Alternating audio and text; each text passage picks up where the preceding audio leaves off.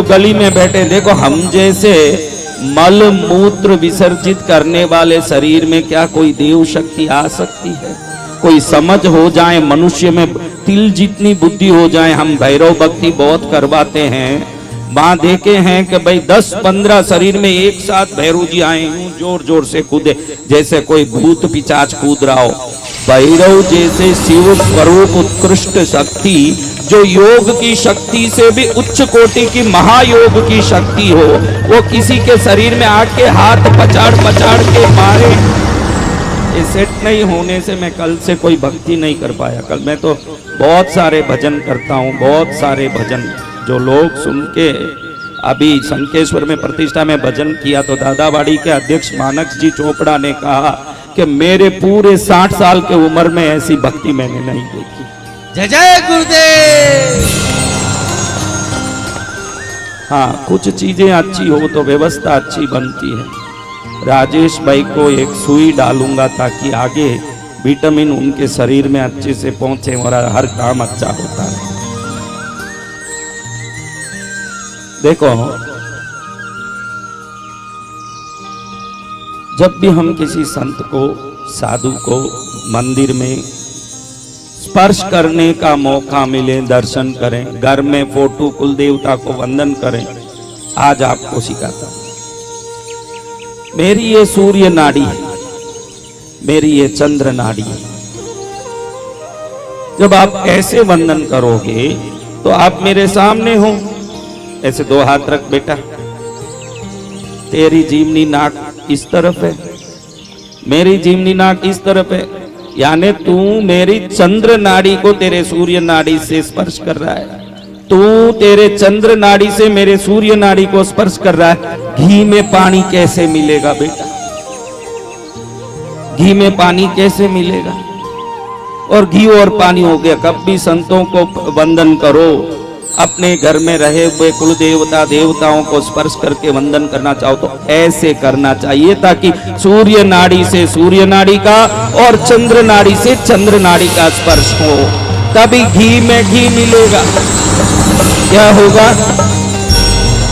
आज तक घी में पानी डालते रह गए, ऐसे ऐसे करें। मैं तो किसी को स्पर्श करने नहीं देता हूं, अभी मैं निकलूंगा तो कोई मुझे स्पर्श मत करना। हम अपने आप में थोड़ा एकांत का वो शक्ति को उपयोग करना चाहते हैं। मनुष्यों का स्पर्श, आप देखो कृष्णगिरी के पास, बेंगलुरु के पास देवनहल्ली नाम का गांव है, वहां जो मूर्ति बनाई, नई मूर्ति, बहुत बड़ी मूर्ति, 11 फुट की मूर्ति, यानी कम से कम 40 टन की मूर्ति। कितनी मोटी? 40,000 किलो की मूर्ति। पीछे वालों को सब सुनाई देता हो, सबसे लास्ट में बैठे हुओं को सुनाई दिया हो तो हाथ उठाना भाई। आपको सुन रहा है कान, इसलिए अपने कान को धन्यवाद देते हुए एक बार ताली बजाओ। रोंडा बहन अपने सीक्रेट नाम के पुस्तक में लिखती है कि आज की तारीख में मनुष्य दुखी होने का सबसे बड़ा कारण है कि वो शिकायत करने में लगे हैं, धन्यवाद करना भूल चुके हैं। सबसे बड़ा प्रॉब्लम ये है। You are ready to complaint for everything, you are not ready to thank for anything. आप हर चीज के लिए कंप्लेंट करना चालू कर दिए। लाइन में लड़े, राशन में लड़े, गलियों में लड़े, सिग्नल में लड़े। हाँ, पहले तो एक ही रावण दिखता था श्रीलंका में, अब लड़ने वालों की कमी नहीं। कैसे वंदन करना बताओ?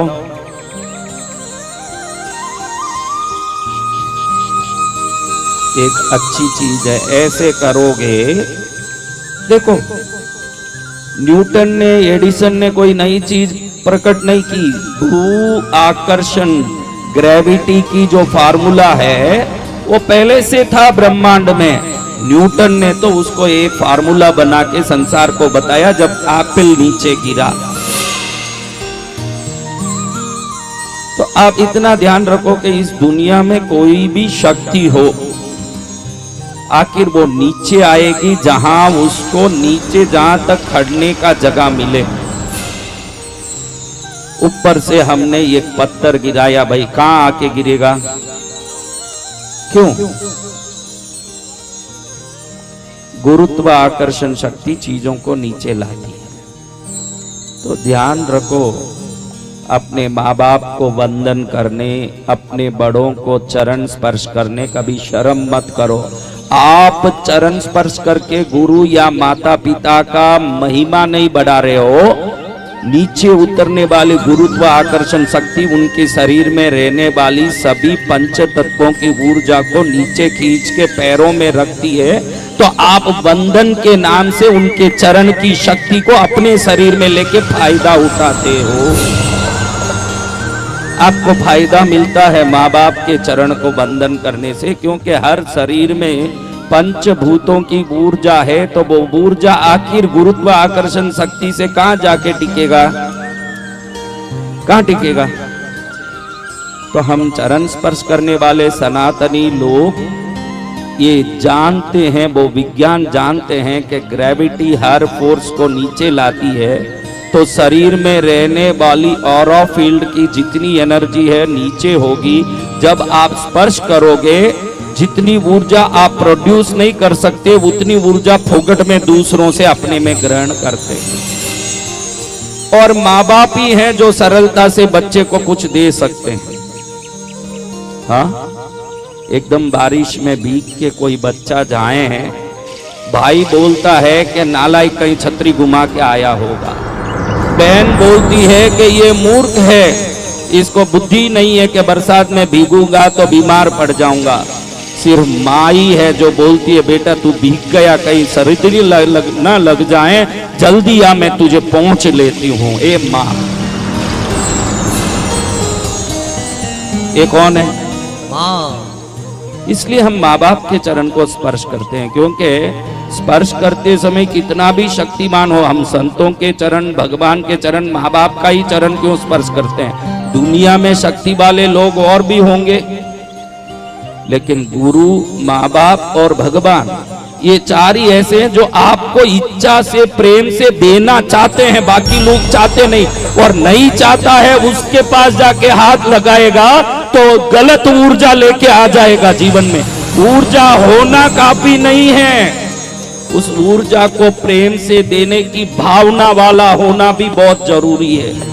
संत चाहता है कि मेरी ऊर्जा मानव समाज का कल्याण करने वाला बने, वो चाहता ही है कि मैं दे दूं, इसलिए वहां स्पर्श करेगा तो तुझे फायदा है। माँ भी चाहती है मेरा प्राण भी मेरे बेटे को निछावर हो। गुरु चाहते हैं, भगवान चाहते हैं कि ये समस्त विश्व कल्याणमय हो, इसलिए इन चारों का ही स्पर्श चरण का हम करते हैं। या हमारे परिवार के बड़े बूढ़े बुजुर्ग हों, दादा हों, बड़े पिता हों, काका हों, जो हमारे खून हो। इसका कारण क्या है? बेटा वो कुछ भी बजाएं तू शांत रहे, डाइवर्ट मत कर, डिस्टर्ब मत कर, शांत बैठो। कुछ बजा, उनके बजाने से कुछ नहीं, वो नहीं बजाएं तो भी ये सब मेरा सुन लेंगे, वो बजाएं तो भी सुनेंगे, वो मुझे सुनने आए हैं। ये तो अचार पापड़ था जो थाली को शोभा देता है, बाकी तो ये रोटी खाने आए हैं। लोग ये न कह दें कि खाली रोटी ही थी, वहां कुछ नहीं था, इसलिए थोड़ा अचार पापड़ सब साथ में रखा हुआ है। ये खाने आए हैं रोटी, हाँ ये खाने आए रोटी, और रोटी खा के जाएंगे, उसके लिए इतना रामायण क्यों करते हो तुम? बहुत अच्छी बात है। मैं ये बात क्यों शुरू किया?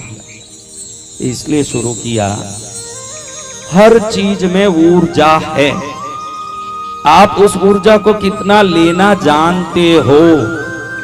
आप सब दुखी हो गए, किसी न किसी एक मायने में दुखी हो।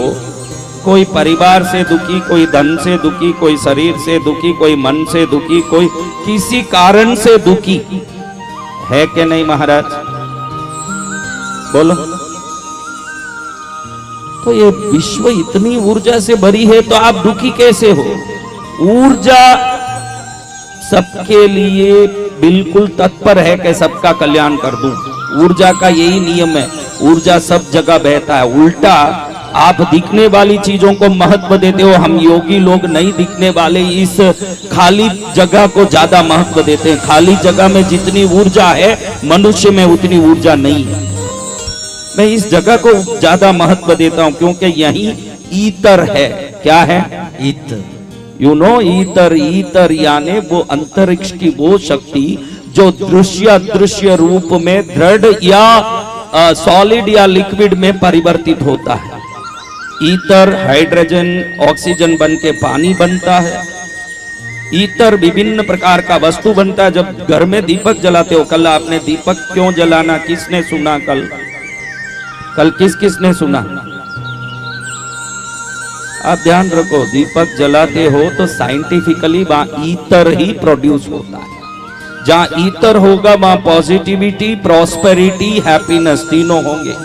जब दीपक जलाते हो तो उससे निकलने वाली ऊर्जा ईतर में ही परिवर्तित होता है। ईतर मीन्स EITHER, ईतर। तो ये दीपक से भी ईतर ही क्रिएट होता है। जो चर्च में मोमबत्ती जलाते हैं, मोमबत्ती से भी ईतर ही क्रिएट होता है। ये जितनी चीजें हैं ईतर को प्रोड्यूस करते हैं।